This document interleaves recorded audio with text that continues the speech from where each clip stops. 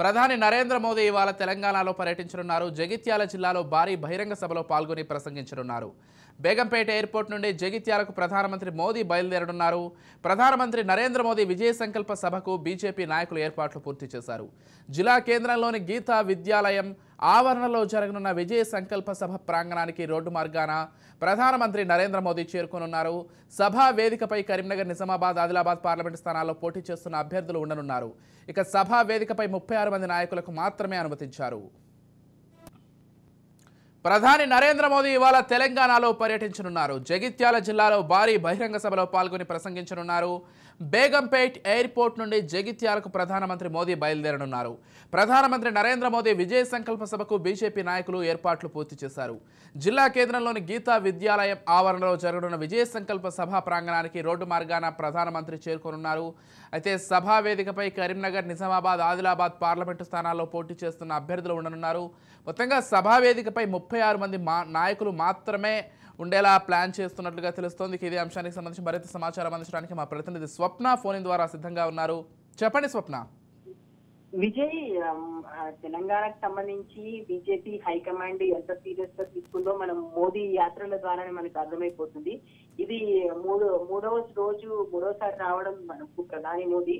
ఆయన road show చేసినప్పుడు, మల్కాజ్గిరిలో రోడ్ షో చేసినప్పుడు అక్కడ గమనించినటువంటి విషయాలకు సంబంధించి మొన్న జరిగినటువంటి సభలో కూడా చాలా క్లియర్ గా చెప్పడం జరిగింది. అంటే మాకు తెలంగాణ అనేది ఎంత ఇంపార్టెంట్ అనే విషయానికి సంబంధించి అయితే ఖచ్చితంగా తెలంగాణకు హై ప్రయారిటీ ఇస్తామని చెప్పారు. కొద్దిసేపటి క్రితమే జగిత్యాలకి స్టార్ట్ అయ్యారు మోదీ, వెళ్ళబోతున్నారు జగిత్యాలకు.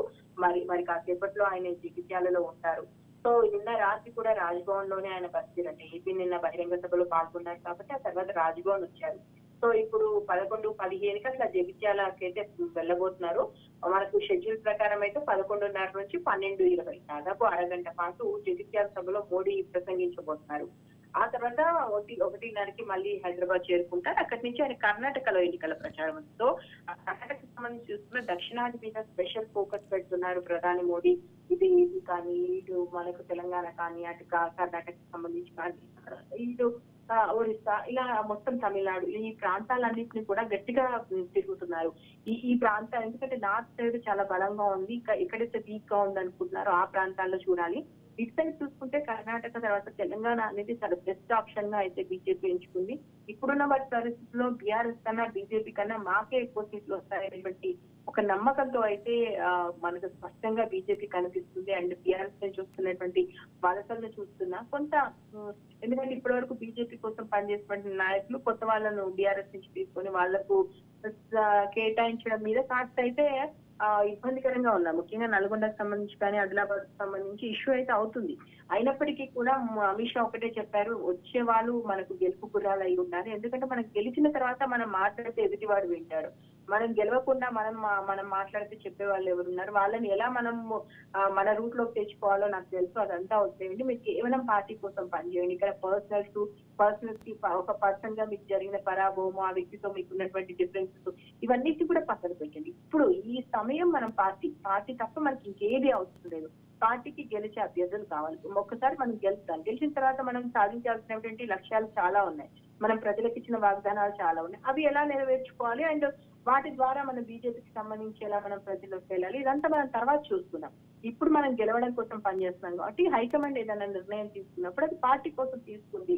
సో ఆ విషయాన్ని మీరు అర్థం చేసుకొని ఆ దిశగా మీరందరూ అడుగులు వేయండి అని చెప్తున్నారు. ముఖ్యంగా ఇప్పుడు కాంగ్రెస్ ని కానీ బీఆర్ఎస్ ని కానీ గట్టిగా కౌంటర్ వేసి మాట్లాడుతున్నారు. కవిత అరెస్ట్ తర్వాత బీజేపీకి సంబంధించి ఇంకా బీజేపీకి, ఎందుకంటే మనం అసెంబ్లీ ఎన్నికల్లో చూసుకున్నాం విజయ్, మెయిన్ గా బీజేపీ అంత తక్కువ సీట్లు రావడానికి ప్రధాన కారణాల్లో బీజేపీ బీఆర్ఎస్ ఒకటే, ఎప్పటికైనా అవి రెండు కలిసిపోయే పార్టీలు అని కాంగ్రెస్ ఏదైతే చెప్పిందో దాన్ని ప్రజలు గట్టిగా నమ్మారు.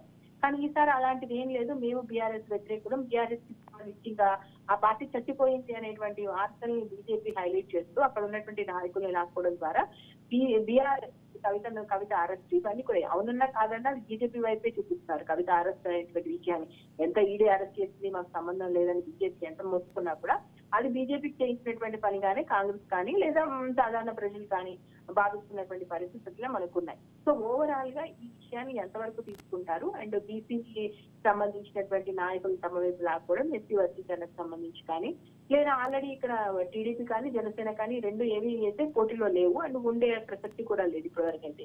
సో ఆ వాళ్ళకి సంబంధించి ఏపీలో వాళ్ళ పొత్తులో ఉన్నారు కాబట్టి సెటిలర్స్ ఏమైనా మనకి విజిట్ వైపు చూస్తారా, కొన్ని ఏరియాలు మల్కాజ్గిరి లాంటి ఏరియాల్లో, సికింద్రాబాద్ లాంటి ఏరియాలో అది ఇంపాక్ట్ చూపే అవకాశం ఉంది కాబట్టి సో వీటన్నిటిని కూడా పరిగణలోకి తీసేసుకొని మోదీ ఏం మాట్లాడబోతుంది. మొన్న మాట్లాడిందైతే డైరెక్ట్ గా బీఆర్ఎస్ కి కాంగ్రెస్ ని టార్గెట్ చేస్తూ అవినీతి పనులను బయట పెడతాం, తెలంగాణను అభివృద్ధి చేస్తాం, మాకు ఒక్కసారి అవకాశం ఇవ్వండి, ఇదే మోదీ మాట్లాడారు. సో ఈ రోజు ఇంకా ఎలాంటి కీలక విషయాలు మాట్లాడతారు, తెలంగాణకి ఏమైనా ఇంకా ఎలాగో నోటిఫికేషన్ వచ్చింది కాబట్టి ఇప్పుడు మొన్నటి దాంట్లో ఏంటంటే చాలా అభివృద్ధి కార్యక్రమాలు శంకుస్థాపన చేస్తారు, ఇప్పుడు అవి చేయలేరు కాబట్టి ఇంకా ఏం చేస్తారు, అధికారంలోకి వస్తే తెలంగాణకి ఏం చేస్తారని చెప్తారు. ముఖ్యంగా జగిత్యాలకు సంబంధించి అది చాలా క్రూషియల్ ఏరియాగా ఉంది కాబట్టి అక్కడ ఉన్నటువంటి మూడు నియోజకవర్గాలకు సంబంధించినటువంటి ప్రజలు కార్యకర్తలు అక్కడ పెద్ద సంఖ్యలో వస్తున్నారు కాబట్టి ఏం మాట్లాడతారు అనే దాని మీద మాత్రం ఇప్పుడు ఉత్కంఠ నెలకొని ఉంది. ఏదేమైనా ఒక పరిస్థితి వెళ్ళారు.